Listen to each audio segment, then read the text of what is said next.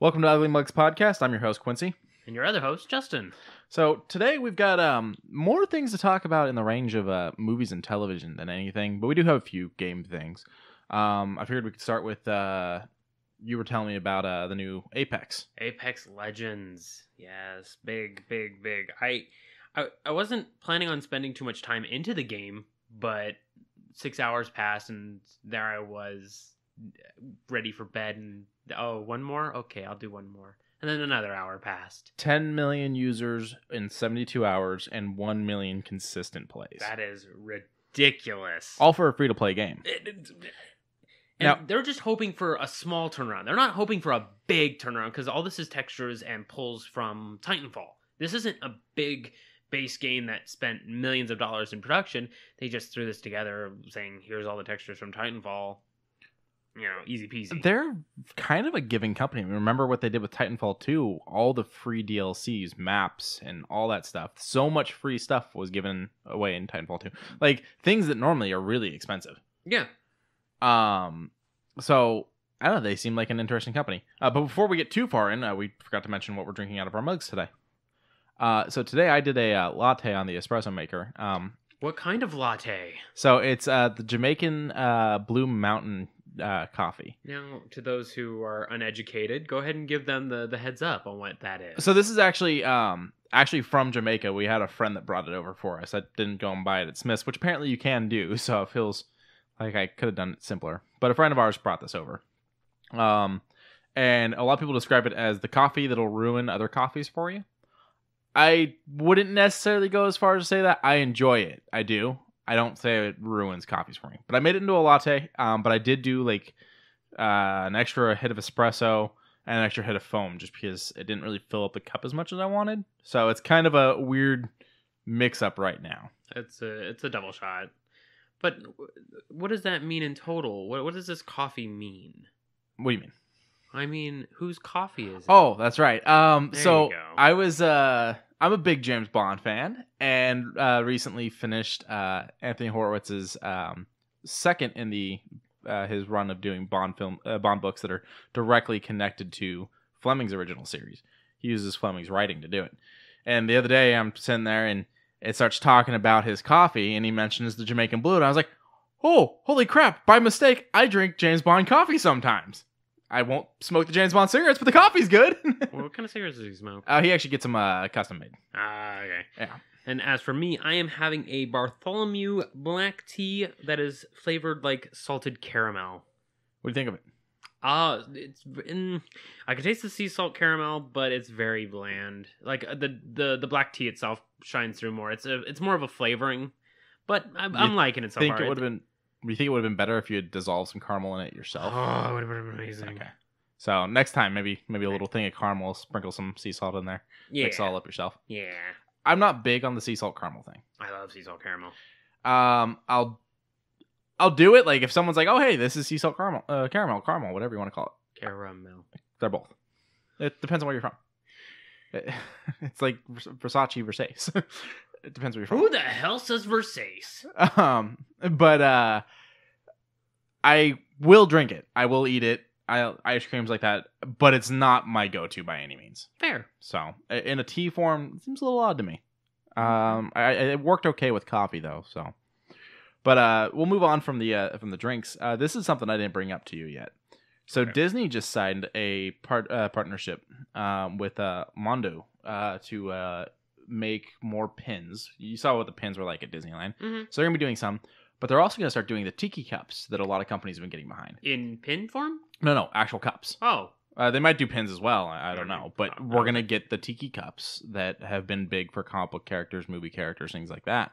You have the whole entire Guardians set, don't you? Yeah, I've got the whole Guardians set. I actually got the whole original Marvel launch, and I got one of the movie monsters. We got Creature from the Black Lagoon. What does Lauren call it? Gup Gup. Gup Gup.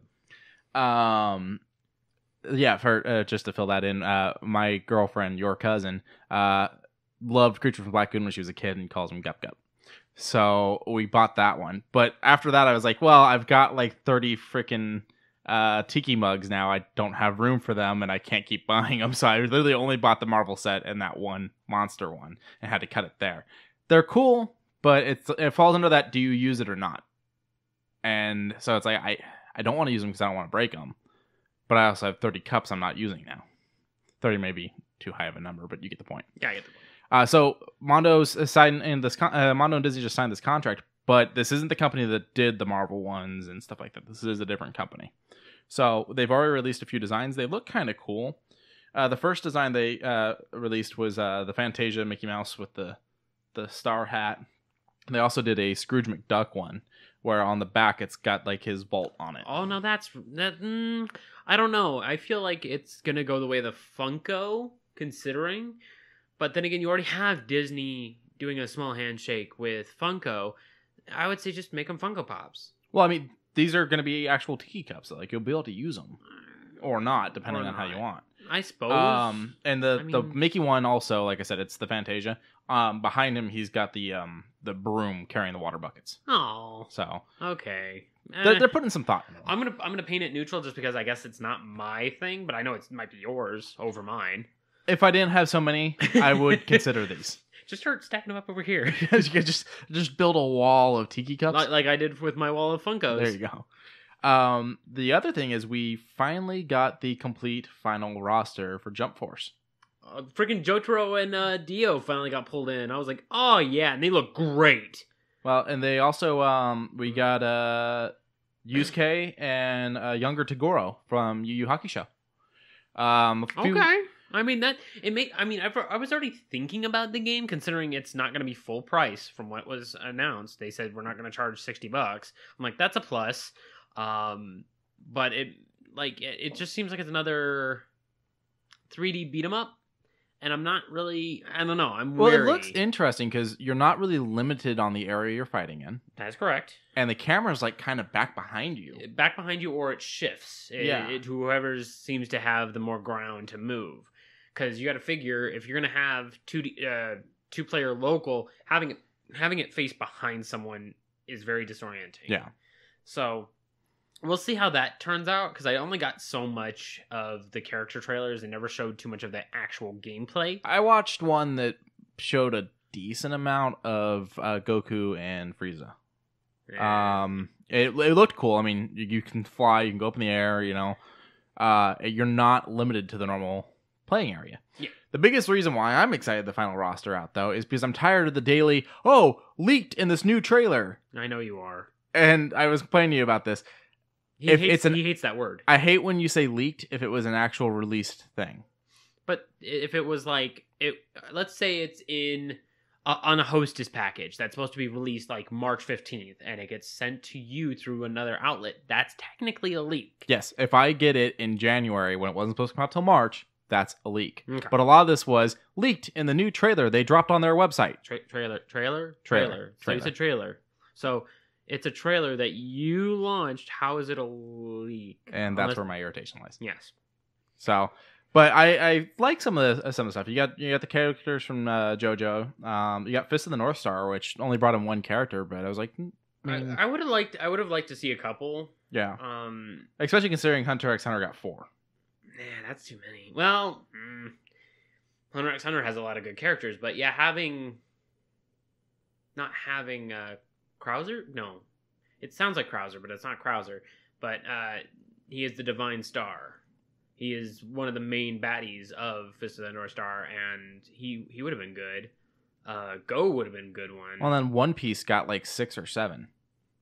And it's like, okay, well, I mean, don't get me wrong, they have a lot of very creative characters. And to be also fair, One Piece is the longest running anime to this day. Yeah. So you got to kind of give it its just desserts as far as, hey, we put in our dues for Shonen Jump. Let's go ahead and showcase it, because I think they're on like anime episode almost 1,000 now. Dragon Ball Z got Son Goku, Vegeta, Frieza, Cell, Piccolo, and Trunks, so they got a lot. They got a lot, but they didn't get like any of the kid characters, so. True. Bleach got like 4 people. City Hunter only got like 1. Black Clover got 1. My Hero Academy got 1. Wait, it only got Meteora? Yeah. No way. Yeah, they only got Meteora. Oh my god. Also, I know I'm botching that name, because when I first heard his name, Meteora, It is, Meteora from Linkin Park's soundtrack, their CD. That's where I kind of started making fun of him. But I'm surprised I didn't get like All Might or Uraraka or All Might would have been cool. Yeah, All Might would have been amazing. And then you got maybe Froppy. Actually, now thinking about it, pretty much anybody except for Tape Guy or I don't want to say Great Boy because nobody likes him. Nobody likes him. But then again, nobody. It's I'm in this weird position of everybody will fit, but nobody will fit against these people, because All Might I can see, Explodey Boy maybe, Bakugo might be more than up, but I'm not gonna go quelling and dwelling on what should be and what shouldn't be. Who knows? Maybe there might be DLCs. That's what I was kind of thinking. You also got Naruto that brought in like 6 characters. Yeah. So, and while you did only get the 2, like we said, the creator's other show, I can't remember the name of it. The guy that created he has another show. They also brought in like 2 characters from there that are basically represent Hiei and Kurama. So it was basically characters he created in another show that are basically Hiei and Kurama. Okay. So it's almost like you got 4. For those that actually are like fans of it and understand everything, they still got a little bit there. But I would like to see some DLC packs with some other characters. I'm just worried that it might just be skins they slap onto similar characters rather than actually putting in the full work for stats. Okay. So, yeah, I mean, we'll see. Because with Smash, the way it's going right now, and the characters they're introducing and the characters that are being hinted at, I mean, every single Nintendo Direct has something new that makes people smile. So we'll see. Piranha Plant is one of those that are like, why? Yeah. I mean, but he apparently is going to at launch be an A to S tier, and I'm like, okay, cool. where was my Waluigi on launch that I would not have played? He's an assist trophy. He can't be a character. He's a fucking assist trophy. He can't do it. No, Can't do it, bro. No, I mean, I thought it was a little weird that they pulled him out, but I wasn't necessarily one of those ones. So I'm not buying the game for it. The reason I didn't buy the game is because I don't have a Switch. So Yeah, that's what it comes down to. If you bought a Switch, would you also buy Smash with it? Yeah, I'd probably get Smash. Yeah. But if I buy a Switch, it's for Breath of the Wild. Okay. And that Metroid game that might eventually happen. Might. They just scrapped the whole thing. We talked about that on the last. They didn't scrap it. They scrapped everything they did to bring in the guy Another. that did Prime to start over. So we talked about that on the last episode. We If you want to did, hear about that, go over to that one. Fuck. Another thing that I thought was interesting, kind of in the updating where things are standing, we got an update on someone basically did a update where we stand on all the DC announced films. So I'm going to go through this list as quick as possible. Yeah. So we've got a Flash film, Lobo film, Justice League Dark, Cyborg, Deadshot, Green Lantern Corp, Nightwing, New Gods, Joker, Plastic Man, Deathstroke, Blackhawk, Supergirl, Batgirl, Aquaman 2, Gotham City Sirens, Harley Quinn, Harley Loves Joker, Blue Beetle, a Justice League 2 that says likely not happening under it, and a Man of Steel 2, which is marked as unclear, as well as Black Adam. Okay. You want to take a guess at the only one that I'm looking forward to? I'll give you one guess. What's that? One guess. Lobo. Lobo! He's the only one I give a damn about. Which has its director, which was updated this month, actually. And that's all it has so far. It doesn't have a script, and it doesn't have any actors. And that kind of bums me out, because you have the Australian inner space bounty hunter looking badass without any direction. Like, I know that it's going to be a weird crossover, but I would like to see Hugh Jackman be Lobo. I don't know if he'll do it. I would love to see the reason he's stepping down is Wolverine, because he doesn't want to I can't talk. Keeping the muscle up. Yeah. So Lobo's ripped. Lobo is pretty jacked up, and he has to wear that cut jean jacket showing vest. how jacked up he is. Yeah. Like, so it won't even be something they could cover with, prosthetics or whatnot. Yeah, it would look weird. Maybe, but it would look weird on Hugh Jackman because he would need to get ripped. But then again, I don't know who else could. I honestly have no clue who else would be a good Lobo. I would have been excited for the Nightwing movie if it wasn't for the fact that I feel like we're not going to get someone that acts as a Robin that became Nightwing. I feel like whoever they get, this movie currently has a script and a director, but that's it. I kind of want the universe of The Killing Joke where Robin gets his mild spoilers for something that's been out since early 2000. See, okay, really quick on that. We try not to spoil things without without warning you that we're going to spoil them. And we do try to take time into consideration. However, people are being born every day and becoming old enough to read things every day. So for the Killing Joke, I don't think time's really a factor for this one. So it's just, if you haven't read it, spoilers. Yeah, spoilers. Go read it.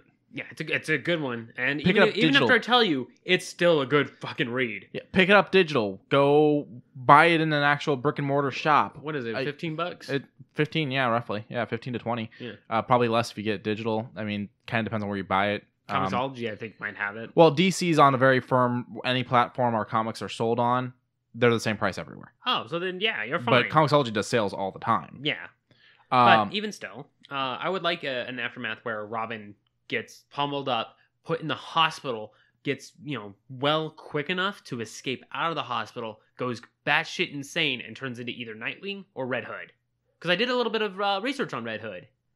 Okay. And I'm like, okay, you're right. I do have a little bit of lean toward Red Hood, and then the conflict between him and Batman. Now, here's the thing. What you're missing is the Robin that gets beat up by Joker is not the Robin that becomes Nightwing. Nightwing's technically already around when he gets the crap kicked out of him and become Joker. Oh, I know. So he can only become Red Hood.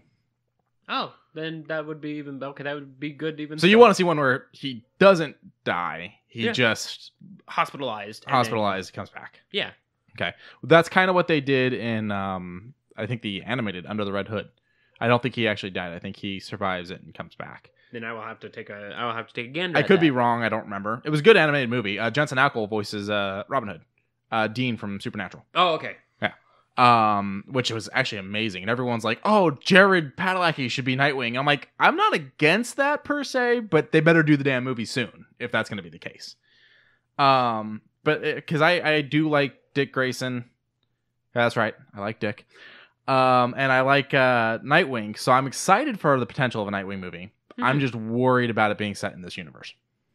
And that's a lot of movies they have out there that they're like, we're making that. But no cast, no nothing, no call outs. It's, I don't know, with Marvel, you have everything set to date, ready to go in pre-production, production, or post-production, ready. The one thing I'm not seeing on this list that we just got updates for, though, is James Gunn's in talks again for Suicide Squad 2. And I don't know how to feel about that.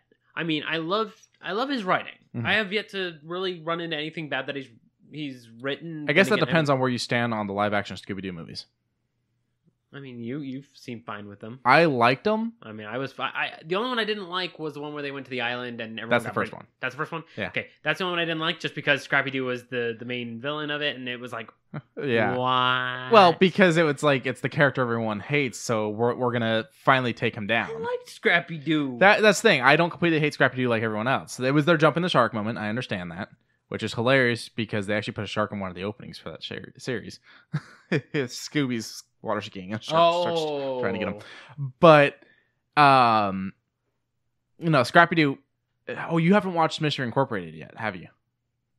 Okay. Spoilers for Mystery Incorporated. There's a museum of all the past things they've taken down. And there's a part where Fred and Daphne are walking through it, and they turn, and Daphne goes, "Oh no!" And she looks away. It's Scrappy, and it shows a little Scrappy statue, and Fred walks and goes, "Shh, Steph, we said we wouldn't talk about it."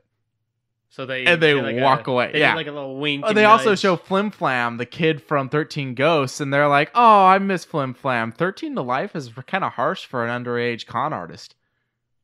And they walk away. The writers knew what they were doing. Oh yeah, big time. It's a great 2 seasons. Watch it. Okay. That goes for anyone, and it's on Boomerang now, which not sponsored, but I love my subscription. You've mentioned that the last time, I think 2 times now. Because I want to drill it in your head. People keep buying this so that they make enough money so that I can get an Xbox app for it, or a PlayStation app. Okay. So yeah, I mean that's kind of where we're at on those movies, though. And this thing actually, this image someone did breaks down when we got the updates for these. So your Lobo movie, like I said, we just got the update this month. Yeah. But for instance, the last time we heard anything about Deathstroke was in July. And that was just that Will Smith's coming back. But I like Will Smith. Or wait, sorry, Will Smith is Deadshot, not Deathstroke. So I don't even know what the update for Deathstroke was now that I'm thinking about that. Even still for Suicide Squad 2, even if he comes back for Suicide Squad 2, I don't know if he... I think he could have done great with Deadshot if they had written Deadshot better. like Deadshot. Gooder. Like, because I don't even think he did bad with the role that they wrote for him. Not quite. Like, I think the cast was fine. I think that the cast actually pulled their weight, did their roles. Except for Leto. Well, I hate to say it, but I think he did too well, if that makes sense. Because he did do a pretty damn good Joker. It's just some things were over the top. Would you say he did well with what was written, but the writing was bad? Yes, but I still think he went over. I still think he took some things a little too far, because the weird stuff they did off screen to the other actors, sending the mouse and the condom. I could care less about that. It's what we see on the screen is what really captivates me. Now, I'm not saying that what he did was right. Oh no. What I'm saying is, in order for me to validate you as an actor is to what to see on screen. If you did some weird shit, you did some weird shit. I think where that illegal shit, no, I care about that more. I think where that came from is he heard the Dark Knight series was amazing, and you have people like Christian Bale who was getting ripped for that role, except for the first one where he got fat because he had just done The Machinist. But then you had Ledger, who was praised as like the best Joker. And then you hear all these things about how he got into the character a lot, how he locked himself in the hotel room for like a week, how he wrote the journal, how he did his own makeup so that there'd be makeup on his hand, stuff like that. I'm just assuming maybe Leto heard all that and went, oh, if I do the same stuff, people will just be like, oh, he's a great Joker. And it's like, no, dude, you need to give us a good performance. And what's that song? Anything you can do, I can do better. Yeah. He says as he bursts into flames. So, but I don't know. I don't have a lot of faith in what we've been seeing from DC. Okay. I will stick to comics until I get a better view of the movies. Until I get some good reactions from the movies, I'm going to stick to the comics. I'm going to probably pick up more Red Hood stuff, and I'm just going to stay dark as far as the movies. I have no reason to see them until like Aquaman hits some streaming website, and I'll watch it and I'll enjoy it, and that'll be it. Until I start hearing some things, because I wasted money seeing Venom. I wasted money seeing Batman vs Superman. I don't like throwing my money out for bad. No, I don't want to say bad in total, because I actually like the actors playing their roles. It's the writers the writers or directors that need to get off their ass and start actually thinking about what they're putting out. There was a rumor I heard, and I don't know how true it is, but I had heard that one of the reasons why these scripts are coming out the way they are is because there's a room somewhere at Warner Brothers filled with a bunch of writers who turn in scripts, and someone reads the scripts and goes, I like this part of your script. Yeah. And then turns to the next guy and goes, I like the middle part of your script, and so on and so forth, and glues them all together for one script. Yeah. Obviously with some tweaks here and there so that they flow. Yeah. But I feel like it's true if you watch Batman vs Superman. Yes. Because... And then Martha. Yeah, Martha. Be careful, he's going to bust through the window now. That's fine. My mother's named Martha. He won't hurt me. Even if it's not, anyone that heard that conversation can just be like, oh, if I'm a criminal, I just say Martha and I can get out of my trouble. He gets PTSD. Yeah. But I don't know. I don't want to go into movies anymore. Like, it's actually keeping me away. Like, there are a couple where I leaned out because, I liked its design. I liked its trailer. It gathered me in. Spider-Man Into the Spider-Verse. Yeah, which I just finally saw and almost cried like a baby. Yeah, it was great. Oh, yeah, it was amazing. It was damn good. Music I would even go on to say it was spectacular or ultimate or amazing. Friendly neighborhood. Would you say Spider-Man 2099?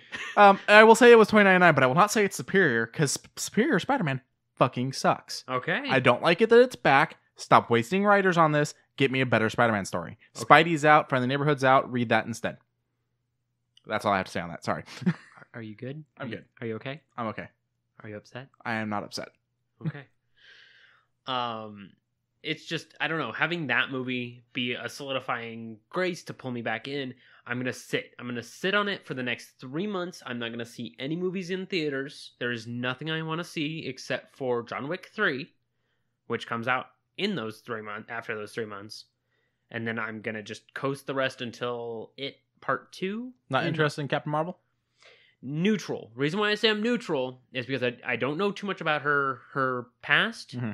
And I'm not really going to go delving into something I'm not too aware of yet. I might pick up her new set that came out. Now, that new set, do you know which Captain Marvel it is? Because there's 2 female Captain Marvels. I know that there is the Indian one, and then there is the white one that is the movie one. Yeah, the movie ones. Yeah, I might pick up both because I heard both are pretty good. They are, and she's actually still not even the first Captain Marvel. The first Captain Marvel was actually a man. And yes. I feel they should have done this storyline for one reason and one reason only. Even if it had been the first 30 minutes of the movie. Was also, just this. Also minor spoilers for the actual Captain Marvel story. Yeah. There was Captain Marvel. He was a man. He had the powers and everything. He got cancer in the comics. And after trying to cure it and everything, they're like, you're terminal. It's going to happen. You're going to die. And so what he did is right before he died, passed his powers on to who the movie's about. And I feel like that should have been done in the movie. And from everything I'm seeing, isn't how they're going to do it. They can do it however they want, I guess. But the only reason why I feel like that should have been the storyline for the movie is because, holy crap, how powerful is that this super powered being who is supposed to be one of the strongest in this universe couldn't even escape cancer. You've got, DC over there where it's like, well, if you have enough money, Lex Luthor can survive it. Yeah. Granted, I will say we had Wade Wilson in Marvel. Yeah. So, but then again, at what cost? Yeah, that one was we're shady. We know we're shady. Also, X gene. Also, here's some weird DNA splicing. Yeah. Also, oops, we made you a really cool badass and kind of ugly. And fuck ugly. But while we're on Deadpool, Liefeld just was talking. Rob Liefeld's the creator of Deadpool. Been writing on Deadpool for a very long time. He just did a run a while back called Bad Blood. He just announced that they're doing Batter Blood and that this will be his last time writing on Deadpool. So is he going to hand down the specs for... Because I know that he didn't help write Punisher vs. Deadpool. Yeah, there's been plenty of Deadpool written without him. Spidey and Deadpool. Yeah, so it just makes you wonder on if anyone can hit those levels. Because Liefeld, I don't know if he went with it, but I think that he has the intentions of keeping Deadpool around, so I don't know if he's going to try and here's my notebook on him, that kind of thing. I don't know. He speaks highly of a lot of people in the comic book industry, other characters, stuff like that, but Deadpool's always been his baby, and I think that's because he was always worried about what people would do with him. But at the end of the day, Marvel owns it, not him. Yeah. So Marvel can do whatever they want. So I think it's probably in his best interest to kind of just trust writers to be good. And don't get me wrong, we have had our bad moments in comic book writing, but if it gets passed on to the right person, I think it can become a good story. And they don't have to write anything that's necessarily connected to his. They could end his there with Batter Blood, and then whatever comes out next can be a new start. But yeah, he's decided to move on. Makes sense. I mean, just long as the continuation of all of the stories that these people are writing keep going. That's all I ever give a damn about. Yeah. Because, Indiana Jones is done. I kind of want one more. I feel like... It's not done. It's not done? No. Oh, hell yeah. So, when Lucasfilms was bought out by Disney, and he was included, and Disney has said that they fully intend to making more indie with Harrison, but not with Shia LaBeouf. The Shia LaBeouf angle's gone. Oh, good. So, more indie, but they're really trying to not have another Kingdom of the Crystal Skull. I didn't mind it, to be honest.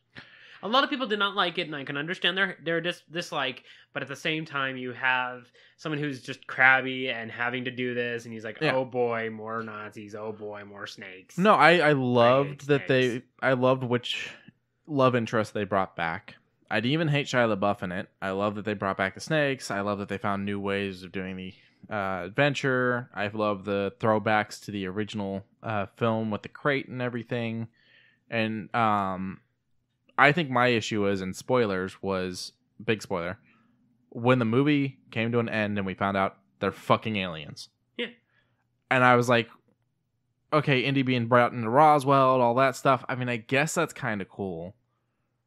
But we just took a series that for 3 movies basically went, religion's real. And went, oh yeah, hey, also so are aliens. And that's where I went, wait, what? Yeah. Because the first movie is Raiders of the Lost Ark. Yes. So that's religion based. Second movie is Temple of Doom, which is a different religion. That one's a little bit more out there, I guess you could say. Yeah, it was a little on the nose, but at the same time off the nose, if that makes sense. Because it doesn't really spit on it per se. It just kind of puts it at an arm's length and keeps it there. Yeah. And then when you have the third one, Last Crusade. Yes. Which, if you ask me, was the best. I know a lot of people disagree that, but I mean, Sean Connery, there was a lot of good going on in that movie. A lot of good. A lot more puzzles in it with everything he had to do to find the Grail and everything. But I mean, it's a Holy Grail story. It's like, that's religion as far as religion can go. They found the damn Holy Grail. Yeah. So, and there was the whole symbolism of it being like the rusty, non-pretty one, all that stuff. You know, it was a very well done story. And then we go on this hiatus of no Indy for X amount of years, and we come back and it's Crystal Skull, which wasn't a bad movie. I just don't think it should have been aliens. Anything other than aliens, I would have accepted it. And you know about Dan Aykroyd's vodka, right? No. Crystal Skull vodka. Oh, okay. I've seen the bottles. Yeah. I actually have a friend that collects the bottles. Yeah. He kind of, I think he took a little bit of reference from that. In my mind, that's what he's doing. I mean, watching one of the commercials, I love Dan Aykroyd. He's a great actor, but the man can ramble on and on about diamond filtering, and I just lose interest. Yeah. Because he's like, I filter these through these great quartz diamonds. I'm like, okay. Yeah, that's not a filter. I've had a shot of Crystal Skull. It ain't nothing to really gawk about. I mean, the friend that collects the bottles, he collects them, and what he does is he puts different colored liquids in them so that he has all these different colored skulls around. I could see putting like a cool LED light in the bottom. That'd be pretty cool. He's got like a red one. He's got a blue one. That's the kind of stuff he's done. Yeah. Wait, who is this? His name's Reggie. Oh, I don't know Reggie then. Yeah, no, he's a friend of mine. But past that, I mean, there's no interest in me because I don't drink. Yeah. And then just the fact that I don't know that, you know, running liquid across diamonds actually increases its value any. Well, the funny thing is, it's only like $50. Okay. Well, yeah, it's very inexpensive. It's not too expensive, and it comes in the various sizes. But just watching the commercials, I'm like, is this satire? Am I watching a weird offshoot commercial for the next Ghostbusters? Like, oh wait, no, this is from like the early mid 2000s. What? Yeah. What? Well, neither here nor there. Indy's coming back. Yay! And it's going to be Harrison. Good. In fact, they want to do more than one. It's just a matter of how many they can do. I mean, yeah. Harrison's a tough old bastard, but he's getting old. What I love is he had a response at Comic-Con a couple years back. Someone comes up to ask a question at the panel, and at this point, we had already had him come back for Han, and Blade Runner wasn't out yet, but was in the works, and we know that he's already done Indy once, and there's talks of him doing Indy again. So the person asks, "Is it your goal to remake everything you've done?" And he leans into the mic and goes, "You bet your ass it is." So we might actually get a reboot of the first 3? Well, no. Like, he's not saying reboot. Like, touch up. Not even that. Just the fact that he's made a return to several major series of his now. Yeah, because the Blade Runner remake was really good. I didn't see it. I want to. It's definitely on my list because I love the first one. I even watched the director's cut of the first one, despite it being so damn long. What was it, 3.5? Oh, I think it's close to 3. Okay. Speaking of 3-hour movies. Oh, God. Put on your belts. Infinity War Endgame, or not Infinity War, Avengers Endgame has done some of its screenings, and people kind of came out and went, "It's a little long. It's 3 hours." And the Russo brothers went, "It's staying 3 hours." Yeah, they're not budging. And I'm like, that's fine. Don't tell me what I'm already doing. Give me the 3 hours. Make it full of actual make it the references you already know. Make it the story you're already telling. Don't cut anything out. You already fucked up Venom. Don't fuck this up. Well, to be fair, Sony fucked up Venom, not Disney, not Marvel. I paint all Marvel movies the same. You can't do that. I know I'm going to, but I'm going to. The reason why is it's all one big market and we're trying to survive it. You gotta blame Sony for that. Marvel had nothing to do with that movie. I'm gonna. Okay, fine. I fully understand being angry with Venom just because the instant I saw it, I went, nope. And I know, okay, so I didn't even get my money back for that. Todd McFarlane was big about this movie coming out. He's one of the creators of Venom. He's not the only, but he's one of the big creators of Venom.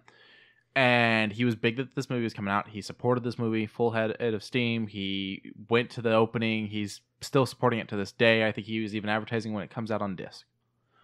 That being said, he swears that he was just like, oh, hey, I had some free time. He drew over the image. You showed me that trailer image of Venom where, the one that everyone put the googly eyes on. Yeah. The one that I had as my profile picture on Discord for about a month and a half, 2 months. Because it was just, it got a chuckle. But yes, he made it better. He made it look so good. He made it look like it was flowing. Yeah. With just drawing over it. It was good. And then you look at the stock one, and I'm like, I want the googly eyes back on. Give me the googly eyes. Make it look like my Roomba. Put googly eyes on it. Wait, we need to get googly eyes for your Roomba. Yeah, we do. It's already been a discussion more than once. But, no, that kind of had a moment of, why is it that there's a man who doesn't do CG work? He draws comic books. And he could do CG. He totally could, which gives me even more hopes for the Spawn movie. Because he's writing, he's directing, and he's keeping it under budget. And he says it's R, and it's horror. What I'm going to do is I'm going to clap off screen. Here we go. I'm excited for this. I'm not too big on Spawn. I remember seeing the movie, what was it, 93, 94? I know it was really early. Somewhere around there. I know it was really early. I think it was mid to late 90s. Okay, but even still, I saw it when I was young. When I was under 10, I can put that one there. And I remember getting this shit just scared out of me. It made me go, 97. Oh. Huh? 97. So yeah, I was under 10. Yeah. So I remember it scaring the shit out of me. It got me shook. And as soon as I got older and I rewatched it again, I was like, damn, it's still kind of spooky. It's a good movie. It's a really good. The biggest issue was its CG did not hold up. It did not, no. But however, it still had the gratification of, if that actually happened, that looks gruesome. You know? I liked the actor that they had for Spawn. I thought everything they did with the suit was good. Yeah. I thought everything they did with his skin was good.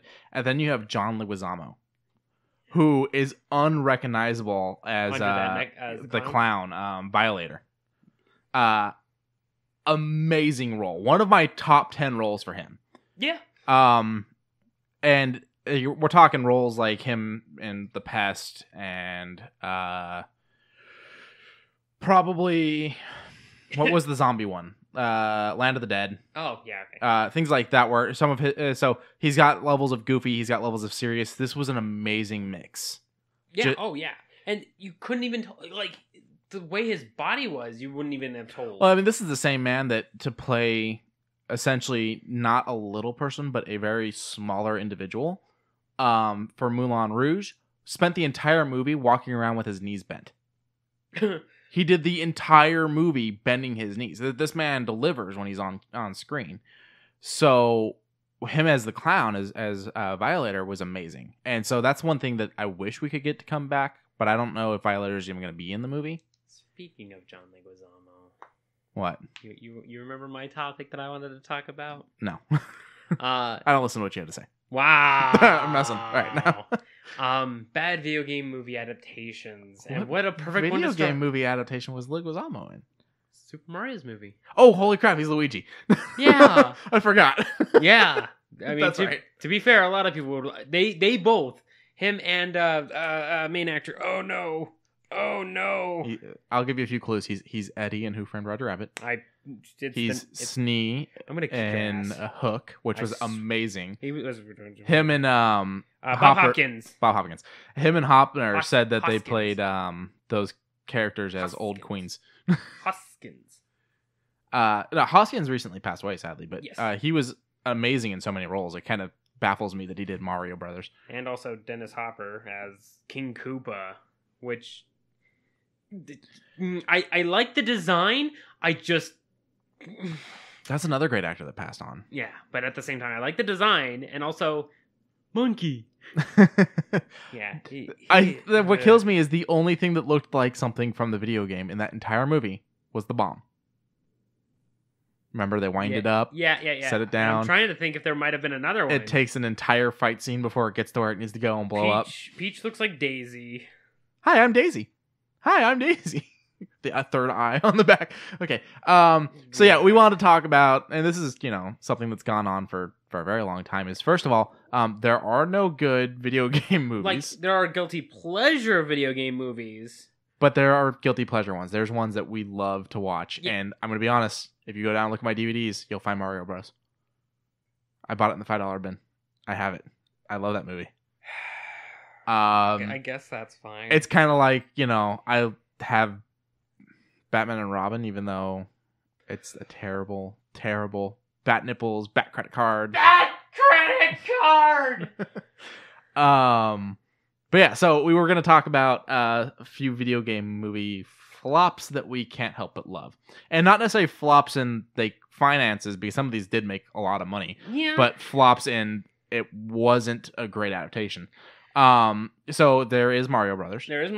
Then you have Blood Rain 1 and 2. You said you've never played or seen. Never played or seen. Like, if you take the premise of vampires go and fight Nazis, okay. It sounds like a good video game, right? Yeah. But pretty much anything fighting Nazis sounds like a good thing. Yeah. And then you try and adaptize it into a movie, and then it begins to lose a lot. Same thing with Van Helsing. Okay. Hugh Jackman, bless his soul. He has done a lot of work for a lot of different companies, but he can't carry everything. Van Helsing, probably one of the worst movies I've ever seen him in. So, I didn't hate the Van Helsing movie. I felt like it had a terrible story. I felt like it didn't know where it wanted to go. Yeah, okay. But the core concept was amazing. Yeah, okay. The gadgets were fun. The Friar character is hilarious. Okay, yeah, I'll give you that. I'll give you that. The moment where he's hitting on the chick and talking about sleeping with her and everything. She's like, "But you're a priest." And he goes, "Well, actually, I'm a friar." And she just gets that look, and then it cuts to them the next morning. Or Van Helsing fights a werewolf, and werewolf escapes, and then the friar just walks in. What smells like wet dog? There were great moments. It was the dime down a well, and you hear that and down at the end. You're just you know who that perfect. actor is now? You watched the first season of Iron Fist? No, he's not Iron Fist. Okay, I'm trying to think on who. Spoilers for Iron Fist. He's the guy that can die and come back. The one that the hand help. The one that's hiding that he's alive. Really? Yep, same actor. He's fucking evolved. Yep. First of all, he looks like he's 3 times the size of the friar. The friar looked so tiny. He looked like a wet dog, tiny wet poodle. Yeah. And then he comes in. He delivers just amazingly different role. Yeah. Okay. And so, and that being said, because Iron Fist season 1 was a little off. It had its moments of good and bad. But back to the video game movies. So. No, I haven't seen those ones. I haven't played the games or anything. The games are adequate. They're entertaining. They're not it's vampires and Nazis. Yeah, they're adequate. They don't really do anything too spectacular. But then you have the movie adaptation where it's I think Uwe Boll made it. And Uwe Boll, his name is spelled weird. He's German Canadian. Interesting. His best movie that he has ever directed / wrote has a minimum of 42 out of 100.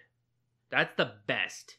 Like, he is notoriously known for bad movies. I mean, he's no Tommy Wiseau. Real talk, love The Room. I don't think we'll ever have writing like that ever again. Well, If he gets his way, he'll eventually make another movie. That's fine. I'll watch it, but only for the. I'll watch it unironically. I was thinking about it. You're tearing me apart. You're tearing me apart, Lisa. But no, he's notorious for making very, very, very, very bad movies out of video game adaptations, such as Alone in the Dark.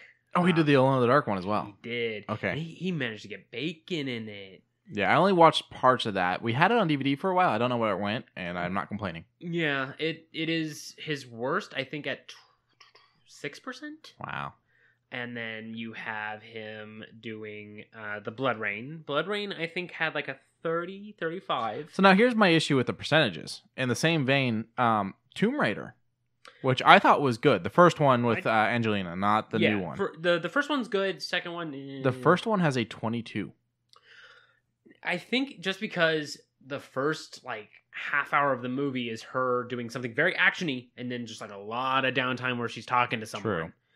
And I think that might have been where most of those come from, because the climax of the movie isn't much of a climax, much more as it's a ramp up to a medium split. I like the way the movie ended. I mean, you had the final fight between her and the bad guy, then you had her escaping the falling ice cave, which was very video game like. Oh, okay. And then it had its sentimental moment with her laying the flowers at her dad's gravesite and everything. And then immediately the robot busts in. She grabs the guns off the tray. She turns and it rolls credits.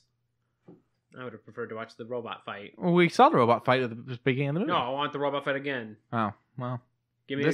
Granted, this time she was in a sundress. That would have been interesting. That would have been very interesting. But I don't know. Number 2, just what was the climax? What was the climax? She got to see her dad. And she could have saved him. And she didn't. Because she saved her friend instead. That seems like a moral choice, but not much of a conflict. They reached a point. She had a decision to make. Okay. All right. I'll give it to you then. Either way, even if you say it's a weak climax, do you think it's a 22 out of 100 weak? Maybe not. Maybe not that bad. Now, I'll give you, the sequel was crap. The sequel burned down. But I love the first one. I own both of them. I haven't seen the new one that's based off the new set of Square Enix games. Apparently that one's just bad. Is it really? I've heard, but That I don't know. Because the actress Actually, you know what? Let's Google. The actress looked a lot like the new Laura. Yeah. Which I can see the resemblances between her and the original. A lot of people tell me they don't see them and that they don't like the new design, but I personally don't mind the new Laura look. I've enjoyed the games. I've only played the first 2. I've got the third one downstairs. I gotta start that soon. New Lara Croft movie. All right, so wow, this is it's all over the place. Like, I've got a 63 out of 100. Okay. I've got a 45 out of 100. Audience versus. No, this is just different. These are different critical reviews. Okay. IMDb gives it a 63 also. Okay. Metacritic gives it the 48. Okay. Rotten Tomatoes gives it a 51. Okay. So we'll say middle of the board. How about that? Okay. So it's either really, really liked, really, really disliked, the problem is that in Rotten Tomato terms, if you come out to something like that where it's like half and half, it's considered crap normally. Yeah, and it's not fair. You got to figure 50% is still a failing grade. Yeah. So I mean, fucking war flashbacks to high school. Yikes. But I mean, I wouldn't go so far as to say bad things about it, because it does look good. Like, I don't know anything on top of that. But let's cross into another realm of Mortal Kombat. Okay, first one. Great. I love it. It's really weird watching the chick from Billy Madison kick everyone's ass. Now, would you say it's stellar? Would you say it is worthy of an Oscar in its time? Oh, no. Okay. But now here's the problem. I do have an issue with the Oscars. And that issue is not the fact that it doesn't have a host this year, but the fact that certain movies will never get an Oscar because they are not considered to be an Oscar genre. We're not going to see a slasher, no matter how well it's made, ever get an Oscar, because why would we give an Oscar to a slasher film? Oscars are saved for war documentaries and romance films. Crying scenes. 2 gay cowboys kissing. things like that. Yeah, okay. I guess I get that point. This is why I kind of trust the Kids' Choice Awards, because it's not done by an actual panel. It's done by the peers. Yeah. As much as they are children or preteens or even teenagers, it's still a group of peers coming together to have a consensus of, we like this, let's push this. Yeah. Well, then you got things like the Rock and Roll Hall of Fame that isn't inducting just rock and roll anymore, so that the place can stay active. So they're trying to branch out. I mean, I feel like maybe if some pressure's put on the Oscars, they might start branching out to other kinds of movies, but I don't know that it'll ever happen. So while Mortal Kombat will never get an Oscar, not just because they're not going to give an Oscar to a fighting movie, but because, let's be honest, it was an Oscar material. No, of course not. But it was enjoyable. It was camp. It was the campiest camp you could ever camp at. Very true. Like it was. Take the video game and look at it for a while, and you'll start to see the delusions of an actual plot line being written by Ed Boon and whoever the other writer was. At least it wasn't Annihilation. At least it wasn't Annihilation. Because Annihilation is probably the worst video game movie. And then you have the third one, which I for the life. They did a TV show also. They did a TV show, and I never saw that. No. But I can tell you that I can't remember the third movie. I stopped with 2. So I've never seen the TV show. I've never seen the third movie. I stopped with 2. 2 was the end of it. Yeah, 2 should have been the end of it, but somehow it pulled enough cash to get it out of that hole to make the third one. But I can't do it. No. Can't remember. Well, they were supposed to be rebooting the series. Someone made a fan-made film, like trailer online where they kind of made it like, what's his name with the swords that come out of his Baraka. They, instead of him being, another world demon, he was a guy who surgically had the knives put in, and he was also eating people's heads for some reason. And yummy. Keeping them in his fridge. But it was like, this new, darker, set in the real world type of Mortal Kombat. And I was like, that's kind of interesting. And they actually brought the guy in to write a script and do the movie and everything. And it just never happened. And then they fired him from it. And it still never happened. That bums me out. That's kind of like how they did a fan thing with... There's a thing on YouTube. Look up Punisher Dirty Laundry. Oh, I've seen it. Yeah, it's probably one of my most favorite little tiny... I don't want to call it a fan thing because they put a little bit of budget into this. It has... Ron Perlman, thank you.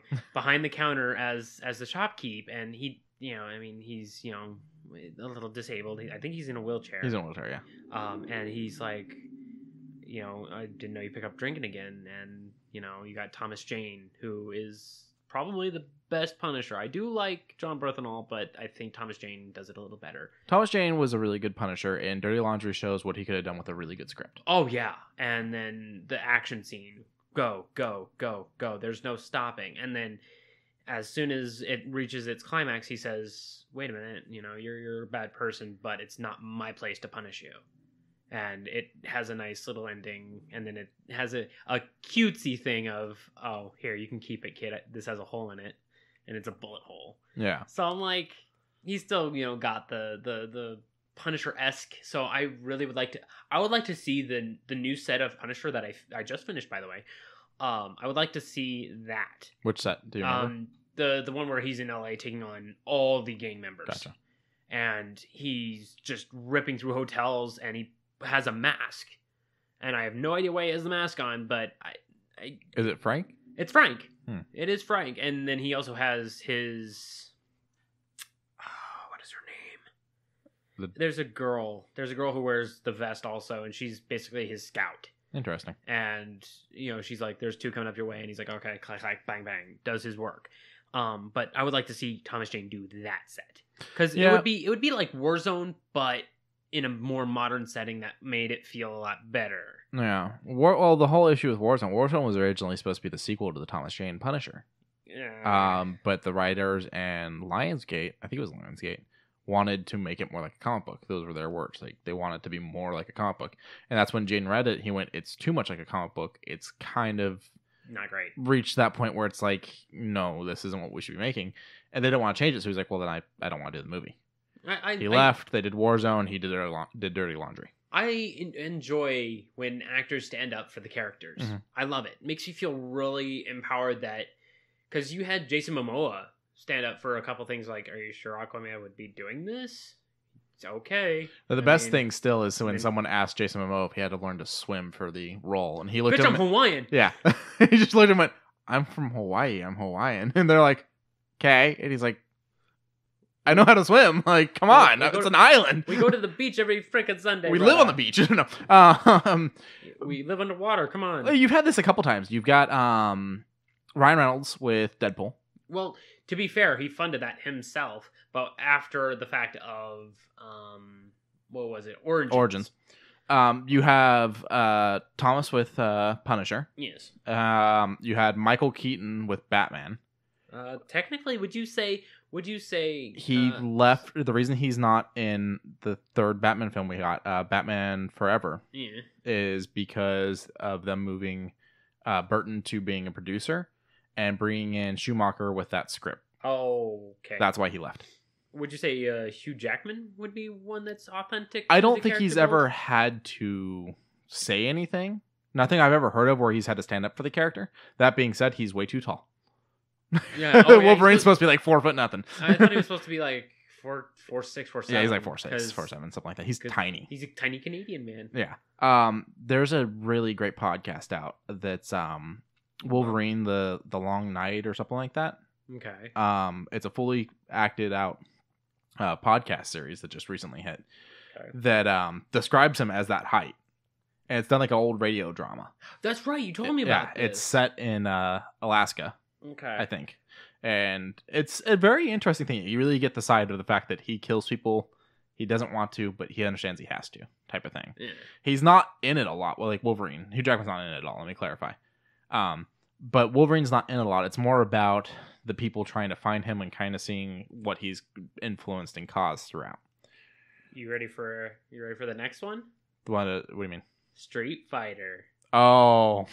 Okay. Now, I'm not going to say this is not a guilty pleasure, but I'm going to say that this is a guilty pleasure. Yes, it's a guilty pleasure. Fucking love this movie. And the only reason why I love this movie is because it's so bad.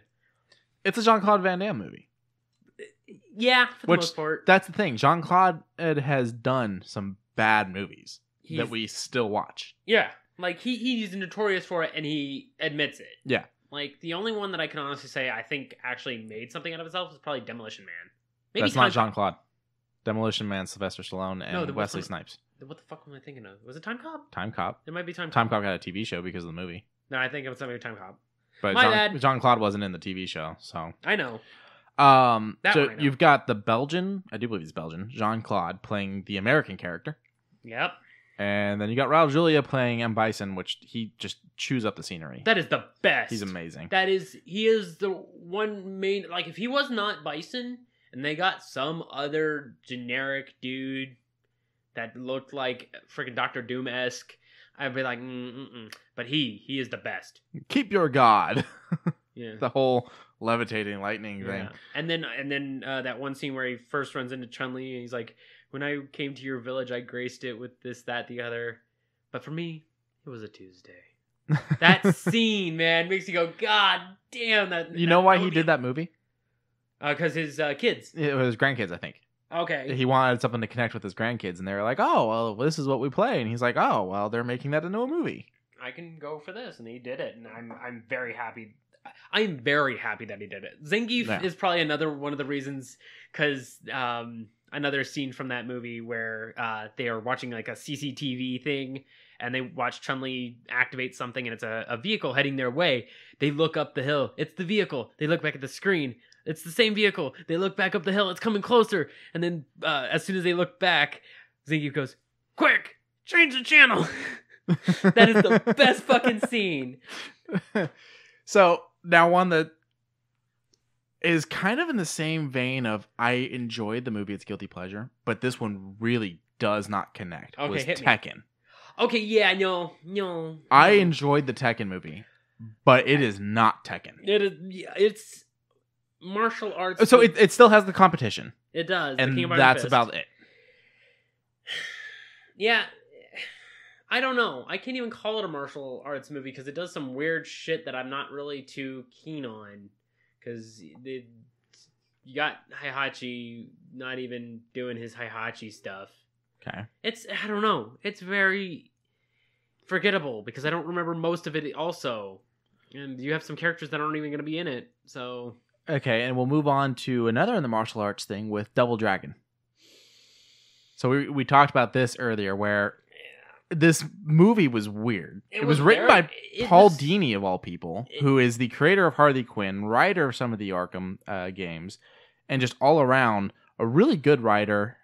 But the issue that we run into with this movie is I don't even blame the movie for it because the game's storyline is chick gets hit on the head outside of a garage and carried away, and then out come the characters who go, we need to get her back, basically. No, wait, is it Billy or Jimmy, or is it Bimmy and Jimmy? I don't remember. I'm being a meme because of the translation for, I think it's Double Dragon 2, where it's Bimmy and Jimmy instead of Billy and Jimmy. But the movie consists of them finding this amulet that they need to keep away from the gang leaders. And it was, what's his name from Master Chef, the announcer? Or not Master Chef, Iron Chef. Iron Chef. God. Name gone. I can't remember him. But he's one of the two. And then the other guy, I think, was a guy from like Party of Five or something like that. If I remember correctly, he's from one of those types of shows. So it's an interesting one. Yet again, I think that falls under the guilty pleasure section. Okay.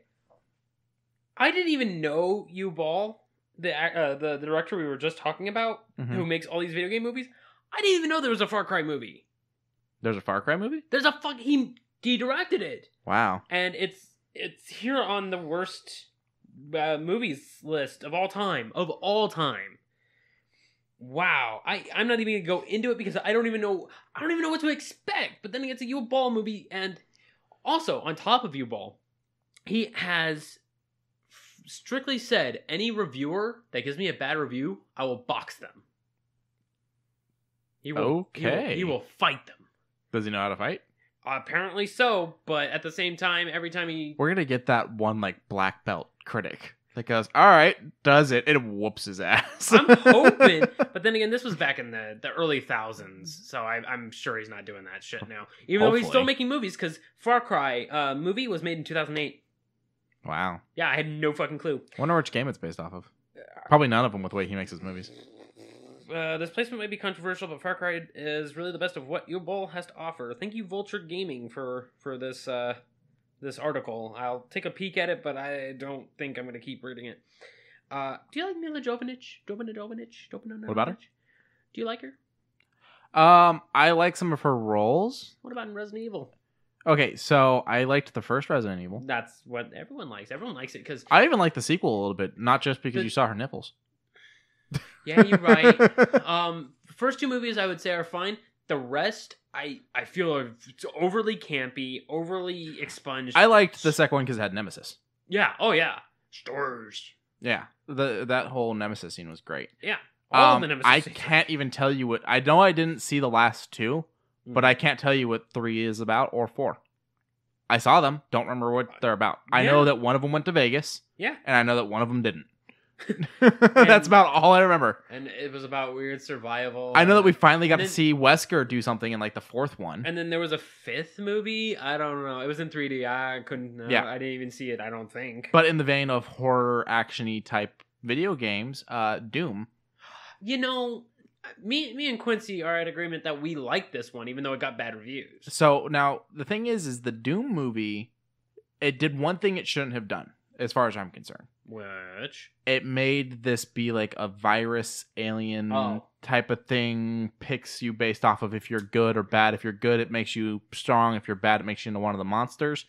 As where the Doom series is actually about a portal to hell opening on Mars, basically. Poopsie doopsie. So that's where I draw the line. Past that, I think Carl Urban is an amazing actor, and I loved him in Doom. I loved him in Dread, both of which did not do well, and it saddens me. Dread, I think, should have gotten better than what it got. Oh yeah, Dread was an amazing movie, and not even like, oh, it's a guilty pleasure. No, I loved Dread. Dread was great. Okay, well, what about... I mean, don't get me wrong, I did miss, I am the law! The law! But... And then freaking, oh god, what is his name? the opposing actor who I don't played remember who but it goes, is. Yeah. But what about Mark Wahlberg? I'm assuming you're referencing Max Payne. I am referencing Max Payne. I thought Max Payne would have been a better movie if it didn't seem like somehow these demons that you see while you're high are actually affecting the real world. Yeah, that's weird. That one was a weird one. That's the line that I have to draw on that. And- Past that, I didn't think it was bad. And I kind of wanted Johnny Knoxville to play it. Because real talk, if you look in the mirror or look in the first person or in his face, it looks like a squinting. Yeah, Johnny but then you Knoxville. have the way he looks in 3. I mean, we don't really. 3 is set like 25 years later, where he's got the or the painkiller addiction and the Yeah, he's alcohol. bald. And he's balding and he's angry and he's American, so of course he's got the 45. Now the question is, you do a new Max Payne movie. Do you make the actor walk that tightrope in the attic while he's hearing his baby die? Like in the first game? First game, right? Second game? I don't know. One of the games, you had to walk this tightrope in an attic while he's like freaking out because he's hearing like a baby cry from when his son died. Oh. Yeah. What about Rampage? Didn't see it, but I love the games. Yeah. When they decided they were gonna make a movie, I was like, okay, fine. But then when they were like, oh, and you know the gorilla monkey monster will be on the good guy side, I'm like, well, no, the monsters are all bad. They're all technically bad. Why are we gonna make one like be on the good side? I don't know. I got nothing against The Rock. He's not why I didn't watch the movie. I just didn't watch the movie because it didn't speak to me. The Rock is a staple for okay movies, at least okay and better, because you got Moana where he plays. But then Maui. you had Scorpion King. Yeah. Okay. I'll give you that. That's his one. Okay. That's his one. Here we go. You have the CGI Scorpion King and Mummy Returns. Oh. Yeah. Which, granted, I don't think he did any of the facial for that. But I'm dying. reminder, that movie was in the 2000s and looked like that. Quincy, I'm dying. So, And another one that you made mention of, Silent Hill. I liked Silent Hill 1 and 2. I don't like how much they get panned. I thought they were good. Okay. Were they the best adaptations? No, because as you brought up, the nurses should not have been in the first movie. no. It's supposed to be the nurses are a sign of sin because main character's wife is dying and he looks at the nurse that helps out his dying wife and he's paying more attention to the nurses. It's supposed to be symbolism. Doesn't Pyramid Head skin someone in that movie? Yeah, I think so. But even still, Pyramid Head is supposed to be the absolution, your grief, your punishment for feeling this way. Everything is supposed to have a symbolism. I thought, all in all, the environment was very creepy. It was. I mean, if it didn't have a tie-in to Silent Hill and try and make itself out that way, I probably would have leaned in. Are you ready for another one that's a bit strange that I had no idea about? Okay. House of the Dead. Oh, it's got 2 movies, actually. Okay, well, guess who directed it? Are you serious? Uwe Boll. Wow, I didn't know that. I've never actually watched either one of them. I heard that they were very much the House of the Dead type of thing, in the sense that you don't want to spend more than a quarter. Oh, yeah. Pop in 50 cents, you get one play. Nah. Yeah. So. This one I'm actually honestly curious because you are a fan of the Hitman series. Yes. What about the Hitman movies? So, Both of them. I have not watched the new one. Okay. Or the newest. It's not new anymore. I do have it downstairs. 15? I've been meaning to watch it. I haven't watched it yet. Okay. Watching the first one with Timothy... His last name's escaping me. Dalton? No, not Dalton. Dalton's the Bond. Oh, you're right. He's the cop from Gone in 60 Seconds. He's the main character in Justified. Oliphant or something like that. Yeah. Him for the first one, I liked him. He did well with the character. He even had some funny moments. I didn't like how much emphasis they put on the lady. Spoilers. I didn't like that they made Diana not be his like fucking right hand person, in the sense that she gave him one little tip and that was it, but she totally set him up to be screwed. I didn't like any of that because that's all not true to Hitman. Past that, the scenes were very Hitman-y. They made him dress in costumes. He had everything planned out to a T. They brought in an agent. All that was great. What I saw for the trailer for the second one, the remake, because they're not connected, it looks like they made Agent against 47 and take some kind of like super soldier type of serum to try and stop 47. I don't know if that's true. That's just what I gathered from the trailer. Nothing at all correct. Okay. I don't agree with that at all. Okay. I feel like the voice actor that voices 47 should play him. He's bald, he's white, and he looks like 47. That's pretty much all you need. Yeah. So just like the voice actor for Geralt. Yeah. Just like him. My issues with Henry Cavill playing Geralt are not because of the way Henry Cavill looks, because I've seen some mock-ups that look decent. Yeah. My issues is our Geralt going to sound like Superman? Yeah. That's what I'm worried about. And people have been like, well, he's not going to sound like the video game because he's not the voice actor. I'm not saying he has to sound like the video game. I'm saying he has to not sound like Superman. Yeah, because that's another thing to really think about. But then again, you also have to figure he's got that gravel voice. You know, light gravel, light, serious tone, monotone. He doesn't laugh per se. He does have like that, sarcasm, but he doesn't laugh. He doesn't, hard press anything. He seems to have that light scented humor going into a mission or going out of a mission, but not during the mission. Yeah. And so that's fine and fair. Prince of Persia with Jake Gyllenhaal. I watched up to the point where he falls in the bath. And that must have been it. And then everything else after that just... Yeah. I didn't watch the rest of the movie. Yeah. I think I caught it in passing, honestly. Yeah. Our big boy Uwe Boll passes up another one. You ever play the game Postal? No, but I've heard of it. I did not know they made a movie for it. Thank you, this article from Vulture, for giving me this list, because I didn't know that this one existed either. Okay. I could see why this is their worst. Are you ready for this? Okay. Postal opens on two terrorists in the cockpit of a plane, fighting about how many virgins greet martyrs when they enter heaven. The argument ends with them deciding to fly to the Bahamas instead, but then the passengers of the hijacked plane revolt and force it to crash into the World Trade Center. Holy crap. This was actually made. This was actually made. This was not a good idea to make. Ever. This was a terrible decision. Yeah, this... And then you have, oh god, I want to move away from this subject. Assassin's Creed. Okay, here's the thing. So I know you're not a big Assassin's Creed fan. I know that you've been a little down on Ubisoft lately. Actually, quite the opposite. Okay. I enjoy the Assassin's Creed thing. It's just at the end of, Brotherhood, that makes you run into aliens, was it, technically? The idea of the... Adam's apple is alien. Okay, so... That's not entirely true. Or two? I think it's two. I think it's two. That's not entirely true. They're not exactly aliens. They're just what was here before. Celestial beings, because they can ascend past time.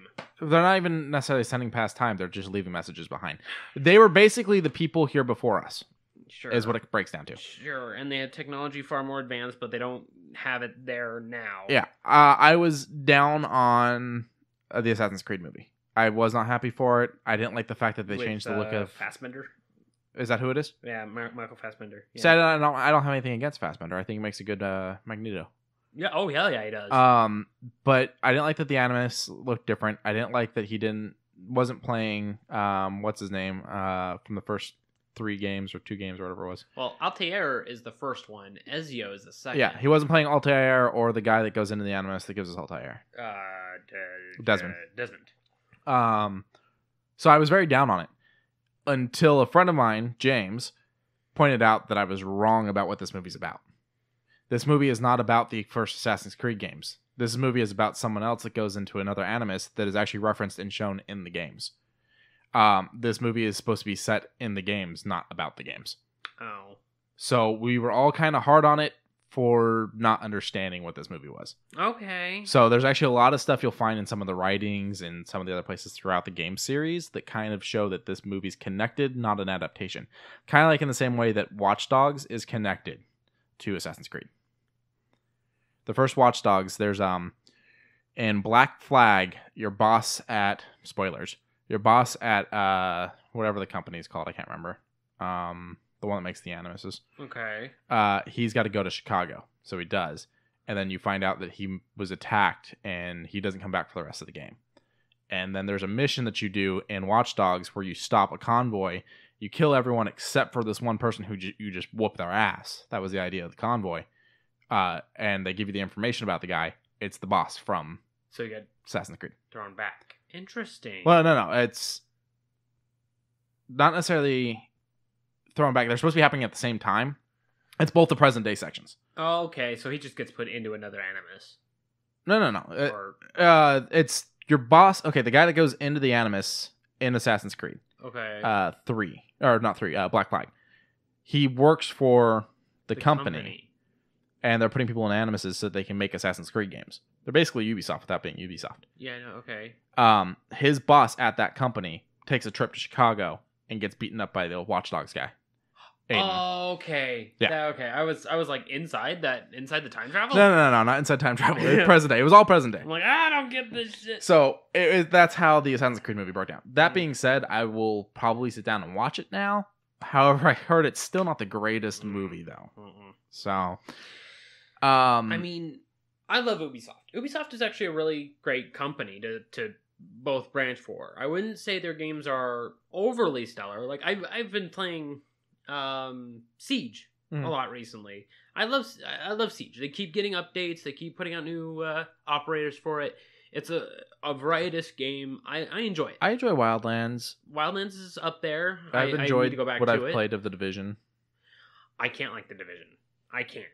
I don't have the DLC that everyone says ruins the game. So yeah, no, what made me separate myself from The Division is I have a high-powered sniper rifle in my hands. I don't care what power level it is. 3 50 caliber rounds into a guy wearing just a plain Jane helmet, and he's still walking this earth. That throws me out. it comes down to though that if you've got that gear in the game, you've got to fight someone that still makes it a challenge. Because if you can drop everyone with one shot, like in real life you would be able to, what challenges the game? Will the game be fun then?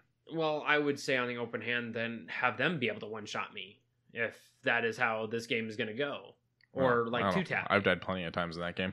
Yeah, so I mean, there's a lot to think about when it comes to that kind of game. The beta just came out. I've had a couple friends who are already playing it, and 2 out of the 4 are returning it. For The Division 2. For The Division 2. To be fair, your friends are also the ones that attacked things like 76 without playing it. Not saying it's the same people, but saying that this is kind of the stigma that's going on with people in the gaming. I have yet to run into anyone who hasn't done the beta. For 76. 76? Yes. Okay. So I'm trying to think on who was there's one person I can name, but I don't think I've mentioned them. I'm not saying call anyone out. I'm gonna. Okay. There is one friend of mine who we mention things to, and he spits back to us that he has, I heard this, that, the other. Well, what do you think about it? Well, I can take it from what these people say. Well, what if I say it's great? Then that's just you. And I'm like, well, then that's just them. Yeah. Like, why would they kill me for it? Yeah, word of mouth is very important. Yeah, warnings about things is very important. Word of mouth worked on our first subject. Apex. All it was a couple streamers and a small-time thing on the Origin store. Nothing more. And and one 20-second commercial. Yeah. Like, it was small. 10 million players later. 10 million players in 72 hours, and it is probably... Which, if you can cross-play, make it 10 million one, because I'll play if I can play with people on other consoles. Oh, yeah, I'm down to beat some ass. But the open and closed for it is... I've played, I'd say, the vast majority of Battle Royales. I've played Fortnite, I've played PUBG, I've played Ring of Elysium, I have played Realm Royale, I have played Cuisine Royale, which is like a bit of a jokey joke one where you're walking around shirtless wearing boxer shorts and you put pots and pans on you to protect yourself. And you collect like big cuisine foods. It's a big, huge jokey.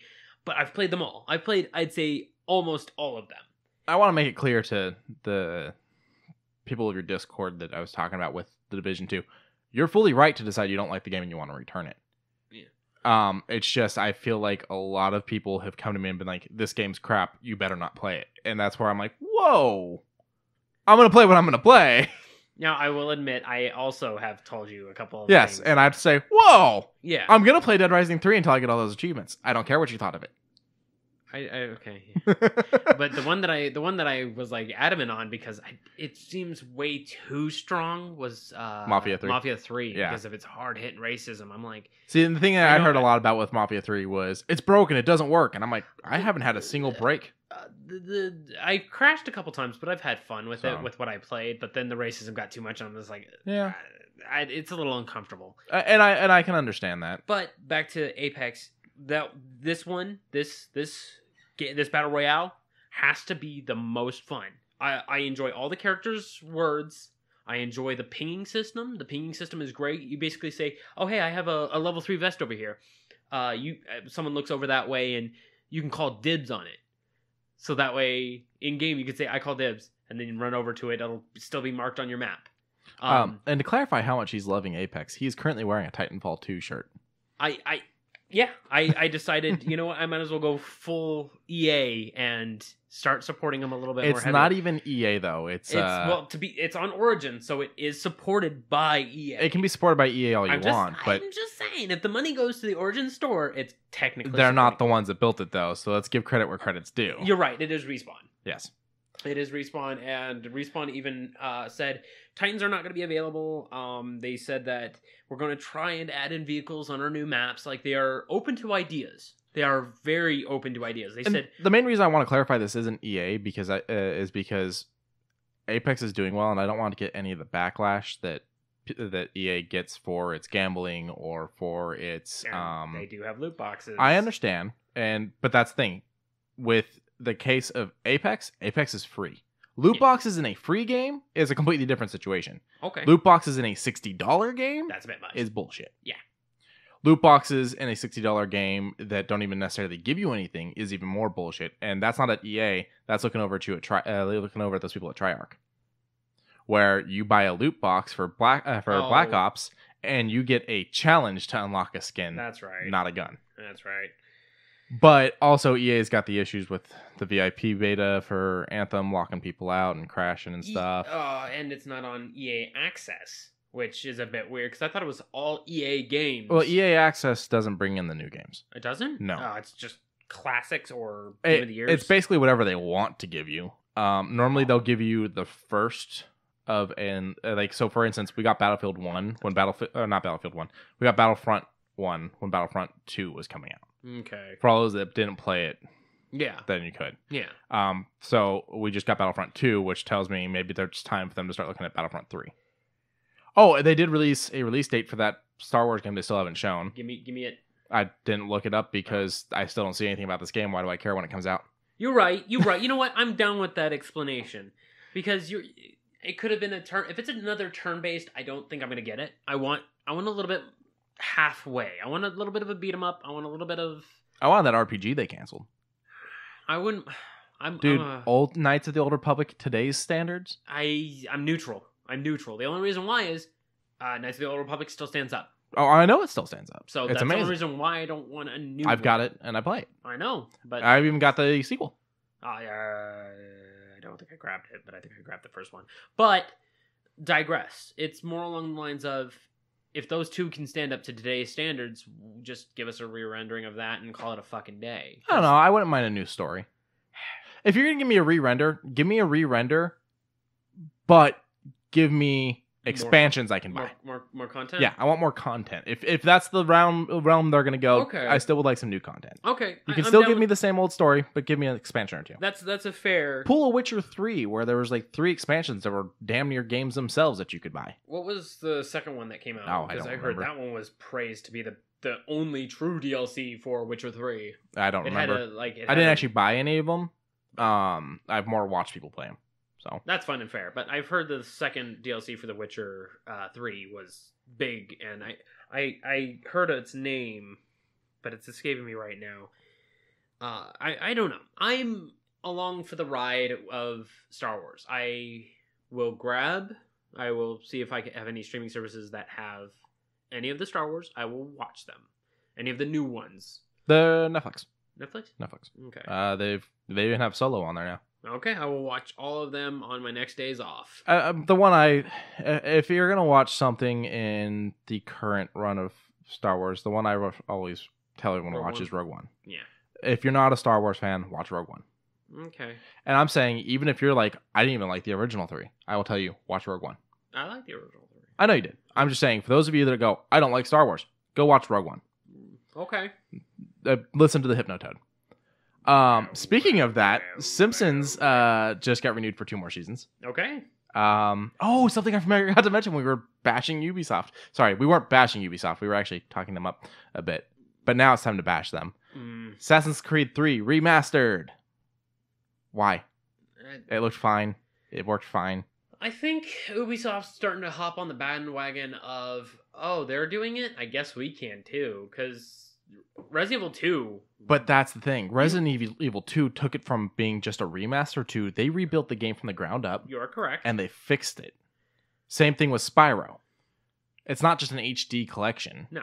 As where the remastered for Assassin's Creed 3, I think is just, it looks pretty. Yeah. And it's like, okay, it looked pretty before. It looked fine. It looked fine. It was on the 360 and the PlayStation 3, so. Yeah, nothing too big to bring up. Like, anything from the PlayStation 2 era can use the touch-up, and that's what they do. Yeah. So what is... Give me a reason to care about Assassin's Give me a reason Creed. to spend $60 on Assassin's Creed 3 again. Yeah. Because you know they're going to be selling it at full price. Like, I can see spending $40 on Yakuza 1 again. Speaking of $40, the new Far Cry. The post-apocalypse one that's set in mostly the same map from the most recent Far Cry, Far Cry 5. Yeah. The new one that's the post-apocalypse one. Right? Yeah, it's not standalone. It's like set in the future. Well, no, I mean standalone game that you could just download that and not have. You don't need 5. This is a whole new game. Okay, so it's just like Blood Dragon. Yeah, it's like basically the nuclear war happened, and this is the map from 5 and how it would be after nuclear war. So some things have changed. It's only $40. Yeah, I could spend $40 on that. Yeah. I mean, I know 5 didn't do very well. A lot of people were very upset with 5. I did not like the ending. Endings. Don't tell me the endings. I haven't reached them. Even if they're crap, I don't want to know. That's fine.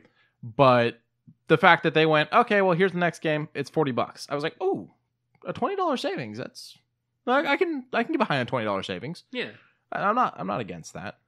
A few more things I want to mention because we're getting a little deep into the podcast now. Was David Fincher's World War Z 2 canceled?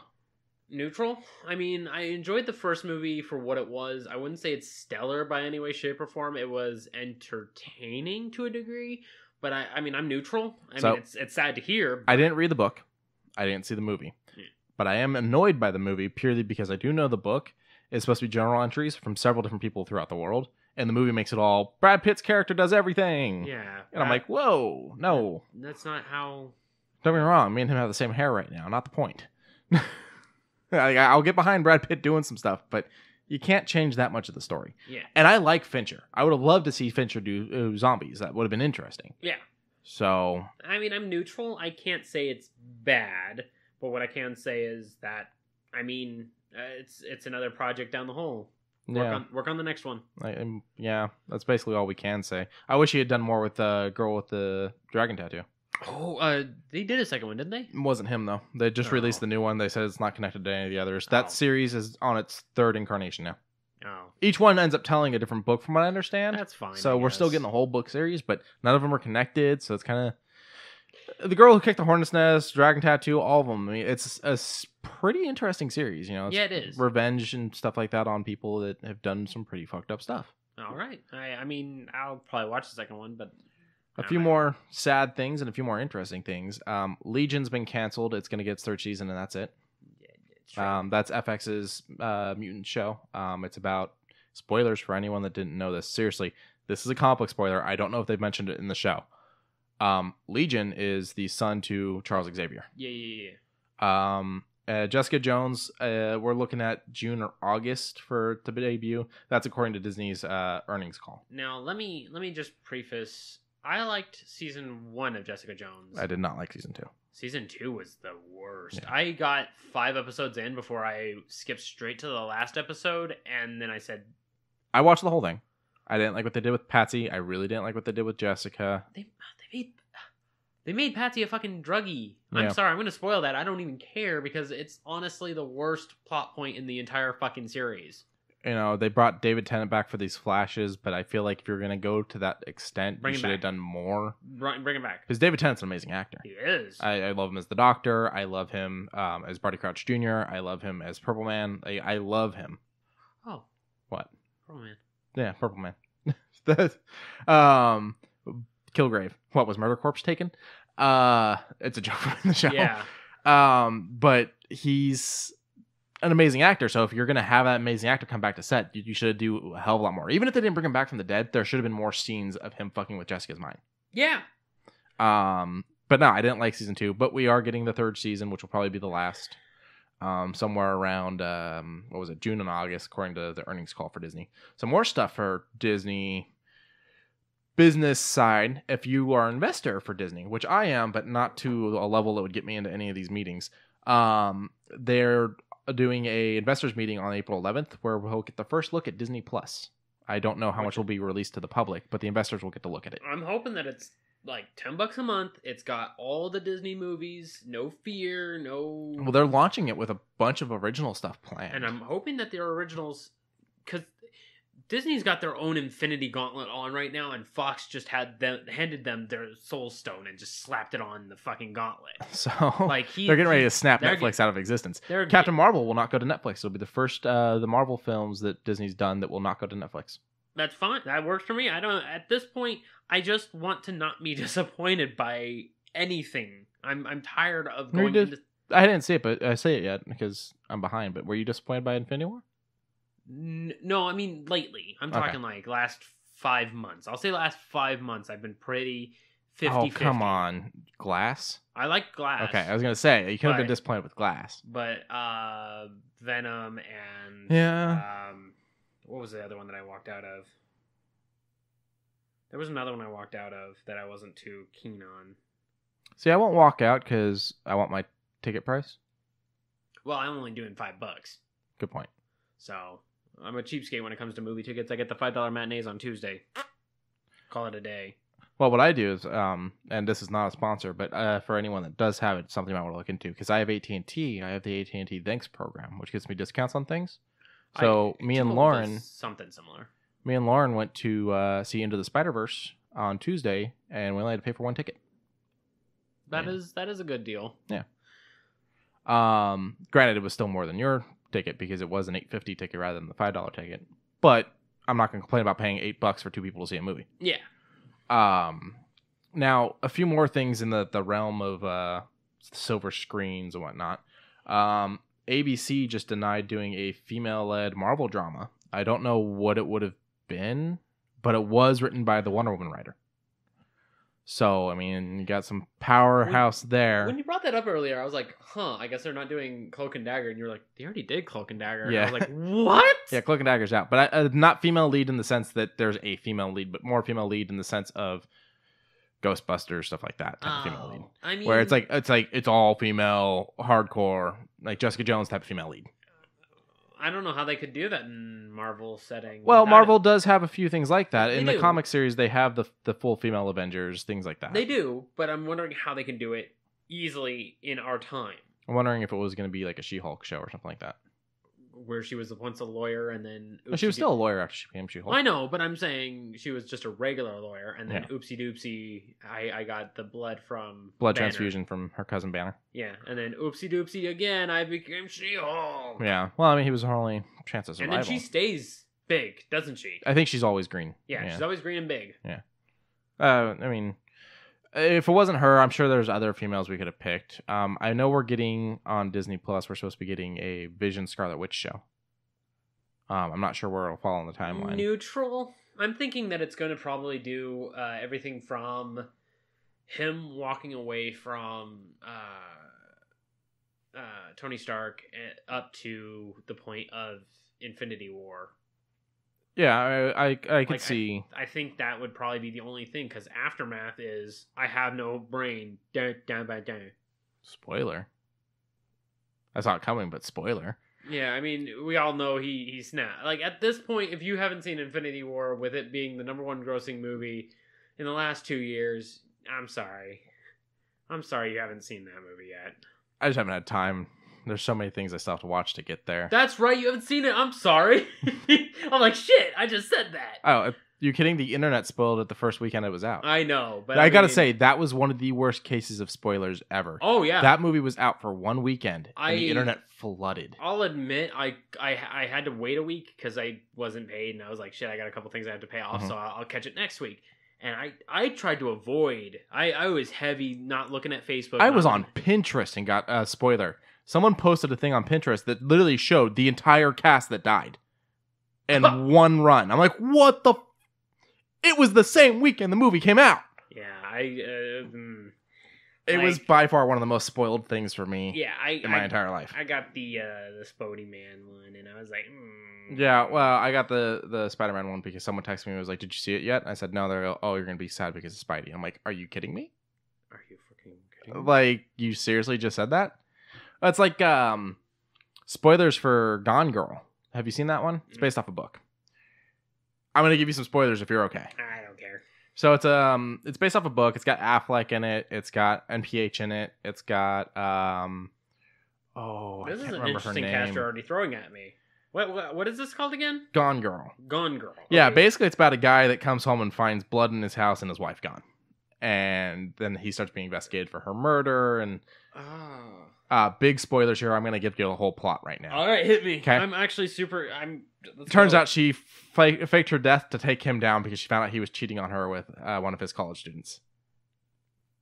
And then when shit doesn't start going quite the way she wants, because she ends up flashing that she has a bunch of money while living in a trailer park, and she gets shit kicked out of her by her trailer park neighbors and gets herself robbed, she contacts Neil Patrick Harris's character, who was like a guy that had a crush on her in high school, and frames him for her kidnapping so that she can go back to Affleck,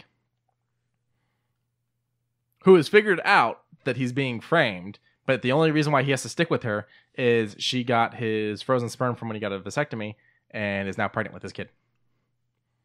It's a fucked up movie. It's a fucked up book. I'm trying to wrap my head around the reasons. Rosamund Pike. It's really good. Now, big spoiler. Lauren was working at Barnes & Noble, and someone picked up the book, and she's like, oh, I really want to see this. I'm a huge Neil Patrick Harris fan. And they went, oh, I'm sorry then. What an asshole. Right? And Pike is, she's in Die Another Day. She's the bad Bond girl. She's in one of the Jack Reacher books. She's had a pretty big acting career. I just couldn't think of the name at the time. Man. Wow, I'm still trying to wrap my head around this plot. Oh, it's really interesting.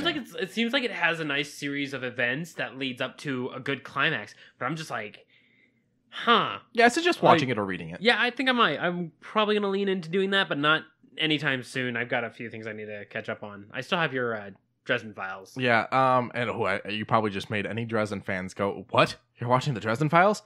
Okay, let me explain. I saw the Dresden Files TV show, went, this is amazing. I love this. I did not know the books existed. Then I experienced the books and went, holy crap, that TV series sucks. Oh, but I love it so much because it was my first Dresden thing. So now I do pass it around and have people watch it that haven't seen it yet. Which I'm going to have Justin watch it. He hasn't watched it yet. I haven't watched it. I haven't read it. I know a little bit of it because when we were doing D&D, we were starting to learn a little bit of an ulterior motive. And yeah, you guys wanted me to take D&D into a present day type of thing, so I used Dresden for. I didn't care. I wanted it to stay fantasy just because there was a lot of movement towards taking it to present day, so I stopped and went. The only thing I can really think of that it's called urban fantasy that I know enough about would be Dresden. So I use that for a big influence for some of my stories and some of the characters and stuff like that. For the Dresden Files fans out there was a very Johnny Marcone character in it that they were dealing with. That won't even make sense to you with watching the TV show either. That's a book thing. So you got to read the series. I guess I will. Start with Stormfront. Okay.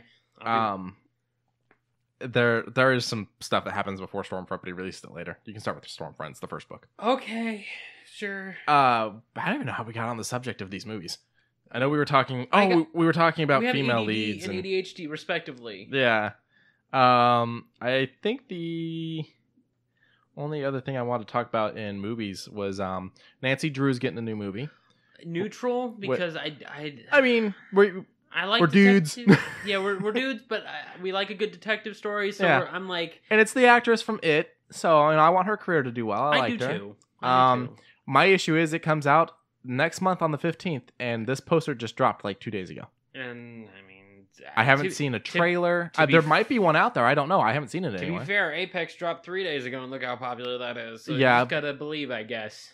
But think about the money that you put into a movie versus the money you put into a video game. Not that you don't put money into a video game, because you do. You do. You put it into the manpower, but then at the open and closed hand, they reused textures. They reused almost everything from Titanfall too. So when you're making a new Nancy Drew film, you seriously aren't advertising it? Yeah, I mean, I pulled it up on IMDb to double check that I was right about the actress, and I was. But the IMDb page doesn't even have this movie poster that dropped. It just has a photo of the actress. Oh no! Like that's how new this freaking poster is. Dropping next month. Yeah, and it's the it's Nancy Drew in the case of the Hidden Staircase. Yeah, okay. So it's one of the bigger ones in the books. Fun fact: the writer for Nancy Drew does not exist. The Nancy Drew books are written by several people. They all use the same name. So it's like a moniker. Yeah, basically. So they've got one name, and then they've just changed writers throughout the year several times. And just said we are this person. The publishing company, basically the publishing company owns Nancy and owns that fake writer name, and they just bring in writers. And then they are Venom. Yeah, it's created for a very long-lasting series. It's very big for young women to read, and even some young men. Yeah, I mean it's a detective story. It's good shit. It's the Hardy Boys. Yeah. Except, at least with Nancy, there's some sunshine in it. I feel like the Hardy Boys is always so dark. Yeah. But then again, it was meant to be dark. Yeah, it kind of was. I always liked South Park's take on the Hardy Boys. Oh, God, it's terrible. You got to watch that episode. They talk about how they're getting raging clues all the time. Oh, it's pretty weird. Okay. And then lastly, I think we might have mentioned it a little bit. Was the 3-hour runtime for Avengers Infinity War. We did mention it earlier. Which I want to touch on one more time. 3 hours for Infinity War. No, I'm not mad. But the Russo brothers did say they regret recording it so close to Endgame. I mean, you got to figure. You have everyone already there. You might as well start it up. Yeah. That's what I think. And then again, you have Robert Downey Jr. who's like, I'm down for whatever, man. Just tell me what to do. I'll do it. And then lastly, I think the last thing I want to talk about was Pokemon signed a deal with Funko. Oh, yeah. Bulbasaur looks really good. They're doing Year of Pikachu. We're going to get 12 characters every month starting the 13th of this month. Bulbasaur is the first one I saw as well. Yeah. I'm wondering if the goal is to reach the entire... I haven't done the math, but 12 characters a month? Are they trying to reach the original Indigo League run then?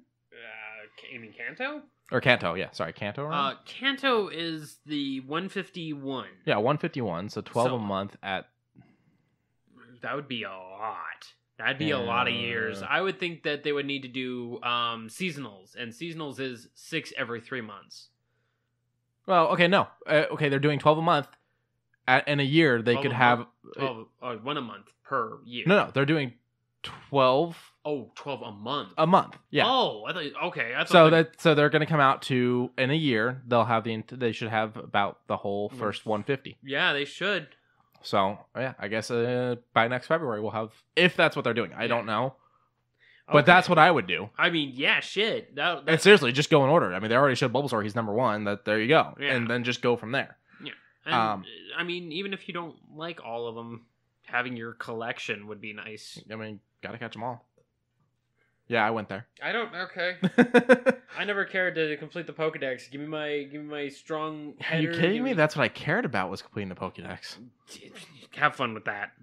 I never leveled up the Pokemon I caught. I had my team. Just throw them in the box. Yeah. Forget about them. Do you even know their names? Nope. How dare you? I also never nicknamed mine. I nicknamed the ones that are on my team. Nope, didn't even do that. I don't know. I mean, they say their names for a reason. If I told you my name's Quincy and you're like, I'm going to call you Ted. Like, the fuck? Well, I call you Quentin. Yeah. But like, if you're like, you're Fluffy now, I'm like, what the hell? Whatever you say, Fluffy. Thanks. But that's all I had to talk about. Was there anything else you wanted to cover? I am clean and clear. I had a couple things, but then I'm going to wait till they pan out. I'm going to see what is in their action before I go saying anything. Because there's a couple lawsuits going on right now. One with Gearbox. Oh. And it is making me want to just cringe all over the place. So I'm going to wait till it pans out. There's another person wanting to talk about it also, and I'll make mention of them at the time of that podcast. But Gearbox is looking like it's probably going to shut its doors. And that bums me out because that means that we're not getting another Borderlands game. Yeah, that would suck. But then someone would probably buy the rights to that. Someone might, but then at the same time, that implies that they'll sell. No. That implies that the writers will sell, the producers will hold, that kind of thing. I don't know. At this exact point in time, Gearbox is in trouble. I don't want to touch the subject until I get confirmation or until something actually happens to make. Here's one that I do have some confirmation on we can mention. Go ahead. Currently, if you are invested with Activision, go ahead and jump on a class action lawsuit that's happening against them because of Bungie leaving. That's right. They sat there and said, it's not happening, it's not happening, it's not happening. And then when Bungie left and the stock market dropped for them, they were just kind of like, sorry, it happened. So now investors are suing. There's a class action lawsuit you can take part in if you were an investor for Activision. But it makes me wonder how much you'll get. I mean, it depends on how much you invested and how much you lost. Yeah. A lot of people lost a lot of money. This was like a 20-point drop or some shit. That's a lot for a game company. That is actually a very big margin. Well, I mean, they just lost the part that just made two of the biggest games that they have seen in a while, plus also have made the entire Halo franchise what it was. But it also makes me wonder, why did they separate themselves? They had no PC Bungie decided to leave. I get that, but why? Maybe Activision's the reason Destiny 2 came out the way it did. I don't know. That's just a thought. Yeah. Because let's be honest, Destiny 2 was not no Destiny 1. It was no Destiny 1. I didn't play too much of Destiny 2, but what I did play of it, I didn't mind. It just felt like it was going to be another grind fest, and that's not my cup I played of tea through anymore. the story 3 times because I had friends that, they wanted someone to help them through. 2?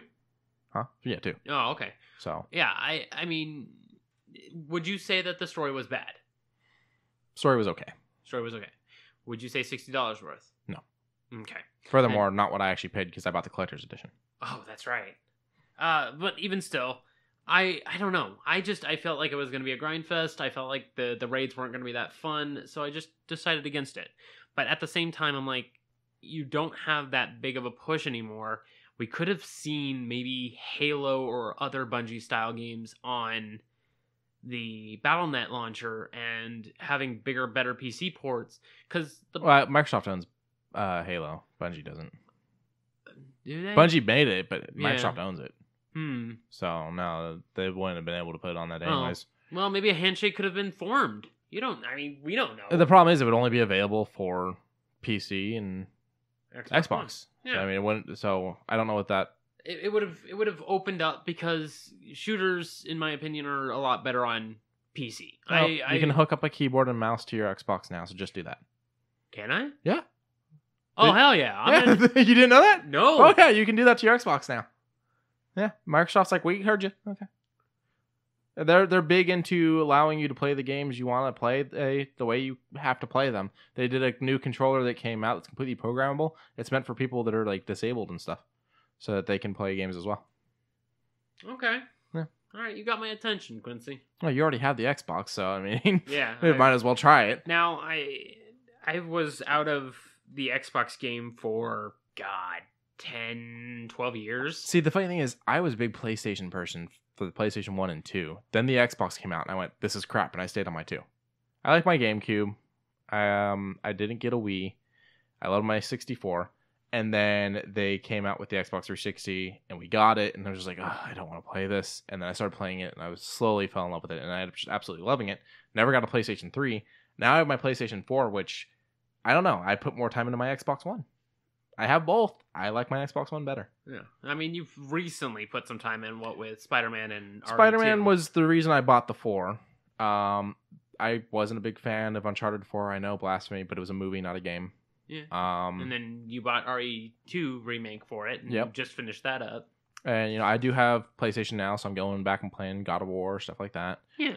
So, I mean, you do put more time on the Xbox, but you're not taking away from the PS4. Yeah, I find myself going, oh, there's a new game out. Can I get it on my Xbox One before I go, can I get it on my PlayStation? I'm pretty sure the only reason I got Resident Evil on the PlayStation was because I went, I really don't have any games for it.